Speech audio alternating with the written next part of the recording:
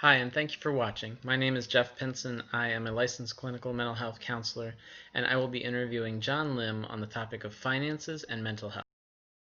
So, John, can you go ahead and introduce yourself for those who don't know you? Yeah, sure. I'm glad to be here because I'm your friend. I think that's the most important thing.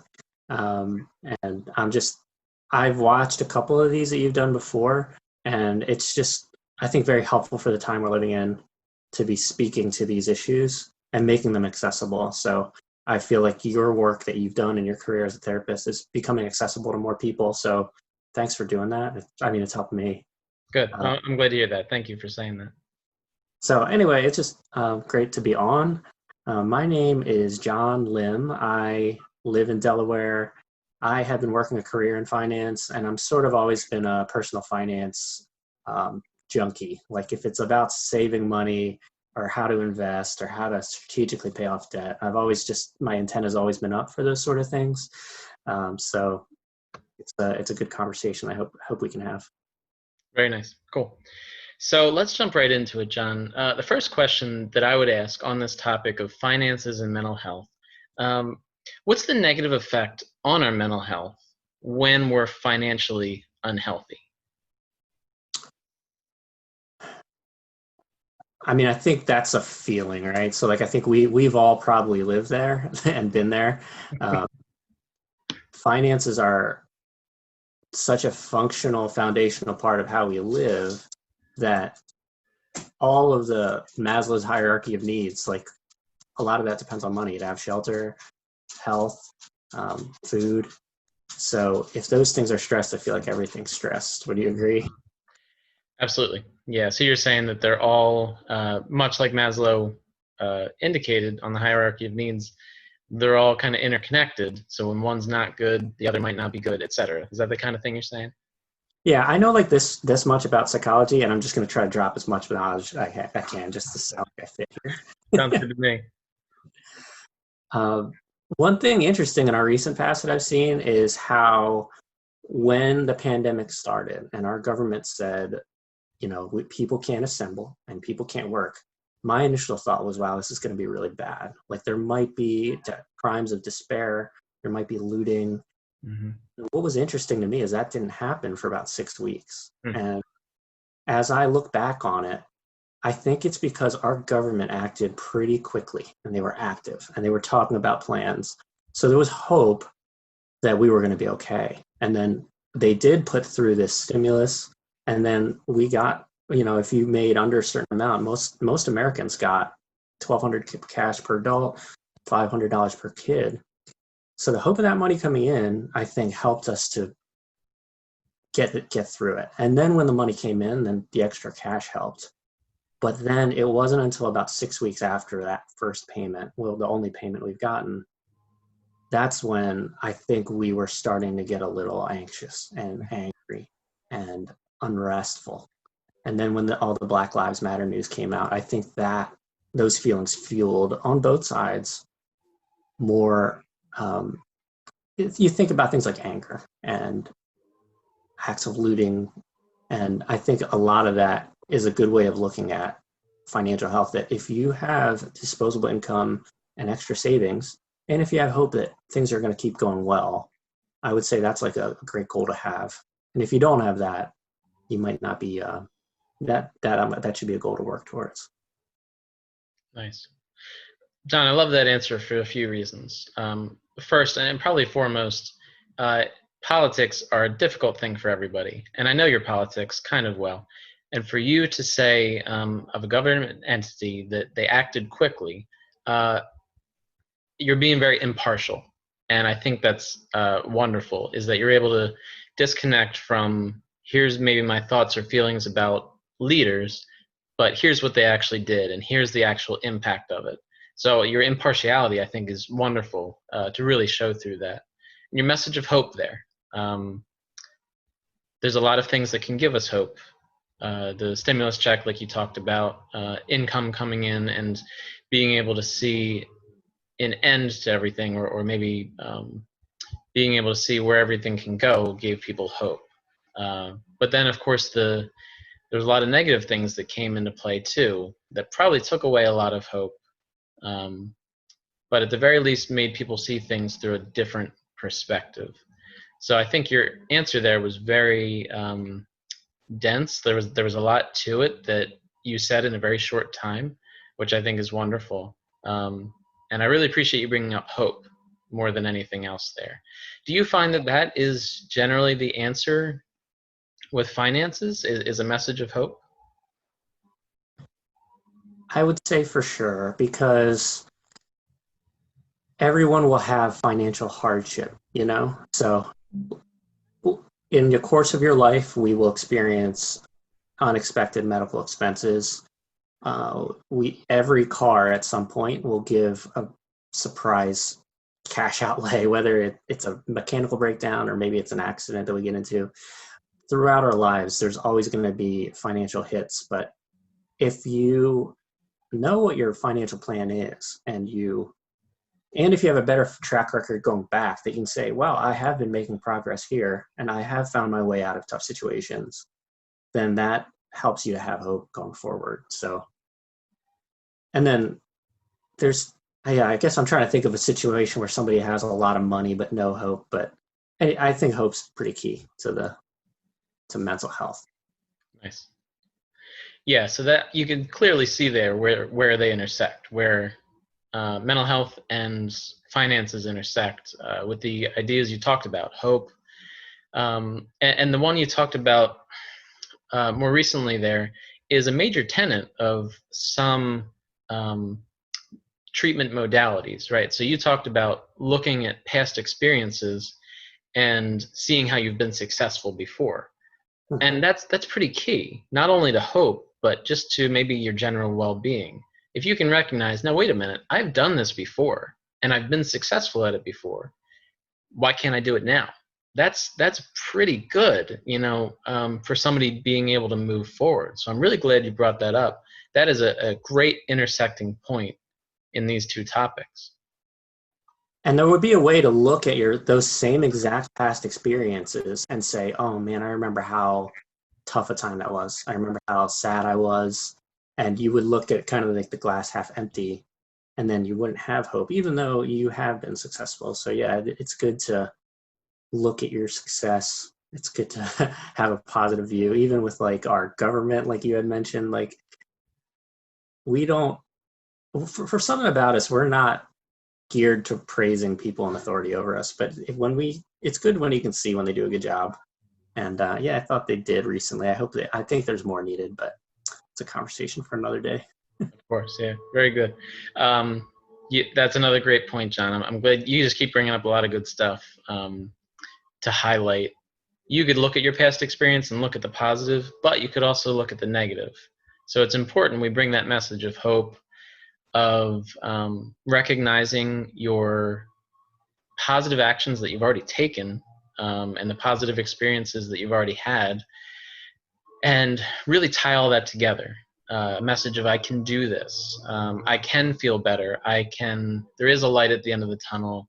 There is help available. Things like that. These are messages that are universal, not just for finances, but just for therapy. I mean, these are messages I bring up all the time in therapy.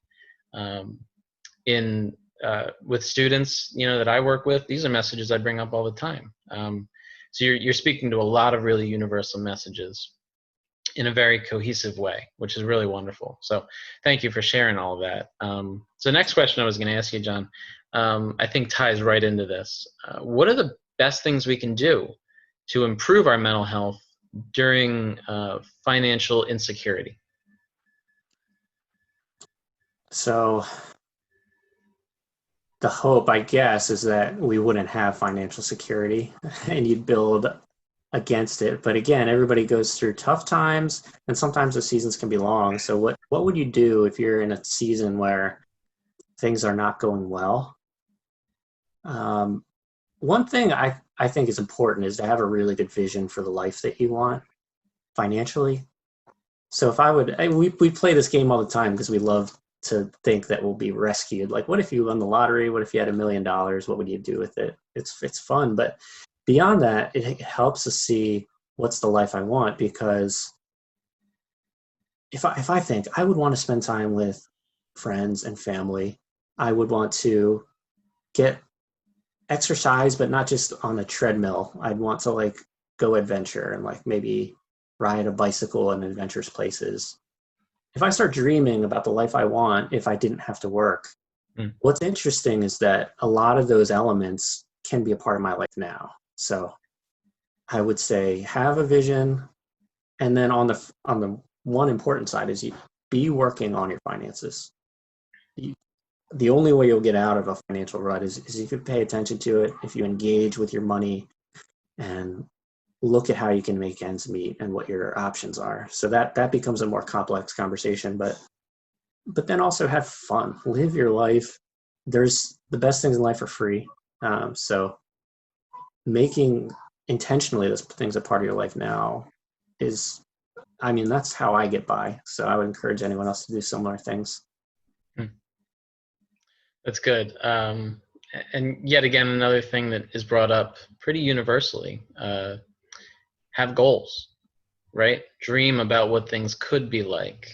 Um, Dream about how you might feel better one day, how you will feel better one day, and how you'll be in a better space one day, that you'll be able to embrace the things that you want to do. I think that's a really good message, all around, and especially for finances. Have a goal of where you want to go, work toward that goal, but you also brought in that message of taking care of yourself, right? So do things that are going to actually help yourself, plan for them, plan for your goals, but also be able to help yourself during that time and make sure you're able to achieve those things. That's a really awesome message. And I think that's something that, knowing you, that you're really good at, is being able to do things to help yourself, being able to do things that are positive, that take care, that help you to take care of yourself, kind of thing. So I guess what I'm wondering now is, what can you do in terms of self-care during those times of financial instability or insecurity? Well, I think there's some sense with finances because they're very private.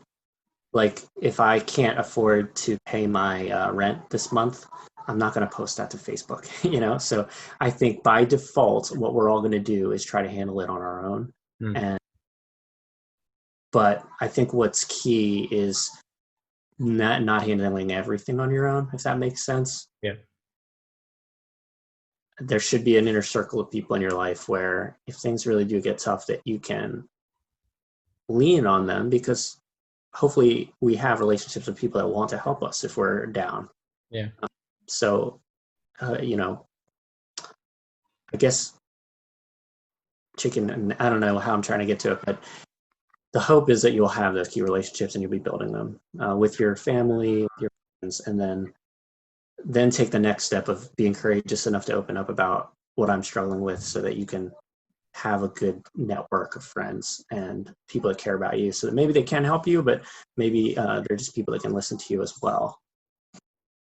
Nice. So to summarize that, reach out for help when you need it, but reach out to the right people. You made the good point. Don't go posting on Facebook. I can't pay my rent this month. Uh, Yeah. you'll get a lot of comments, no doubt about it, but it's not the right people necessarily. Um, but it could be a family member, could be a friend, it could be a counselor. Just somebody where you feel like you need support. Certainly, there are many uh, agencies, financial coaches, people like that could help with that kind of thing. But that's yet another message that I think works in a lot of areas. Reach out for help when you need it. Don't be don't be afraid of what people are going to think of you. Um, you obviously need other people in your life, Mhm. and you need to find the right people, and you need to do something for yourself so that you can help yourself, so you don't continue down a negative path. I think that's a really good message.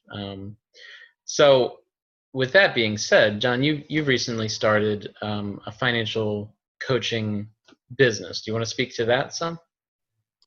Yeah. Okay. Well, So it's interesting. Like if you're good at something, at what point would you turn around and teach? And there's never like a natural point, because we can always get better. Yeah. I am not independently wealthy. I'm not retired yet, and I'm still climbing. Hmm. But I think I got some clarity during this time of social isolation. I'm one of those extroverted people that like needs to hear myself talk. So that's probably part of this. But I wanted to offer classes online to people because it's always irked me that we don't teach personal finance because although things like social studies and math and English are very important, if you don't know how to make your ends meet and how to navigate obstacles in your financial life, like it will really harm your quality of life. It will harm your mental health. So I've always been like, why don't they teach personal finance in high school? It should be a whole class. It shouldn't just be a snippet of one math class. It should be a whole year of learning it. And if not, then you should do it in college. But I think a lot of people just sort of piecemeal it together and they kind of compare themselves to what other people are doing. And that can be dangerous too, because you'll start spending more because of the perceptions of people around you. Yeah. Because spending is public and open and saving is not. So if you don't have a really good financial plan, you will not be able to live the life you want or build towards the life you want. So I've just felt that very strongly. And my hope is that I can just at least one person at a time help. So I'll offer some online classes. I might be able to offer coaching to people independently in the future. Hmm. This will just be a fun little side hustle. And it seemed like something worth my time, I guess. Nice. Very cool. Yeah, I agree with you. When you don't take a cohesive approach to finances, you end up kind of making a lot of mistakes. When you're not looking at the big picture and how does one piece affect the other, it ended up just kind of hurting you in the end at times.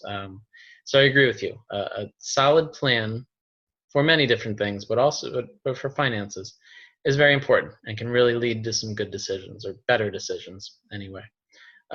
Very cool. So I'll include the link to your stuff underneath this video. I think it's important that people are able to find the help that they need. Um, so is this anybody who's watching this video can reach out to you, John? Is that the case? Yeah, sure.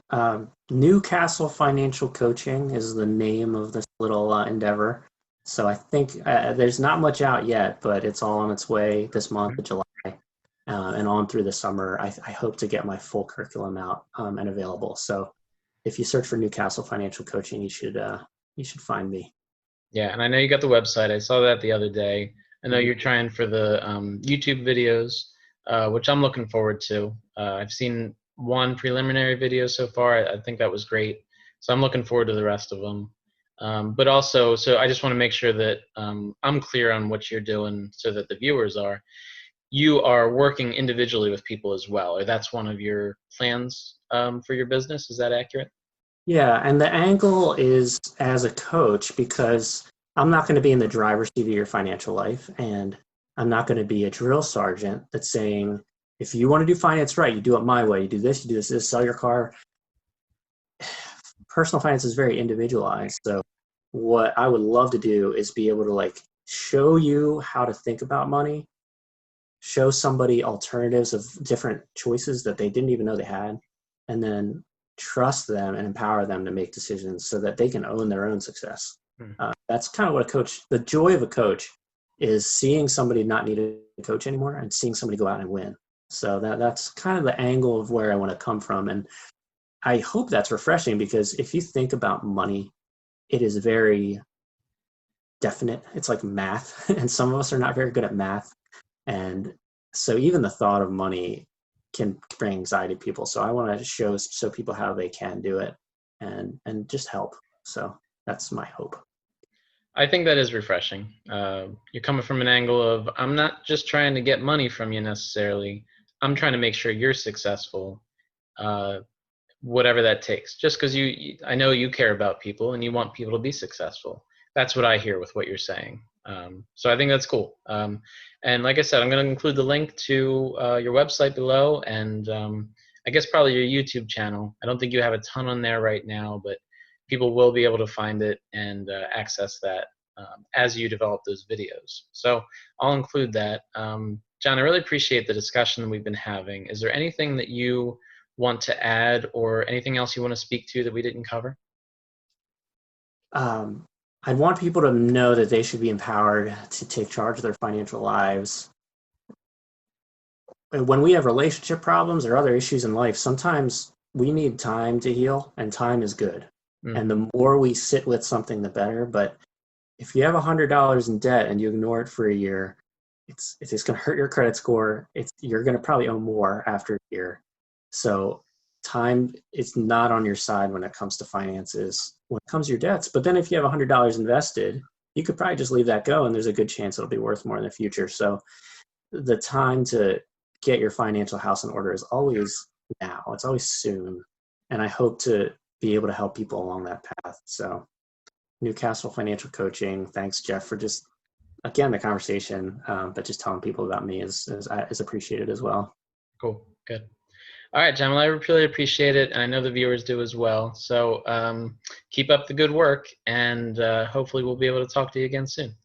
All right. You too. You keep up the good work too, Jeff. Thanks. Thank you.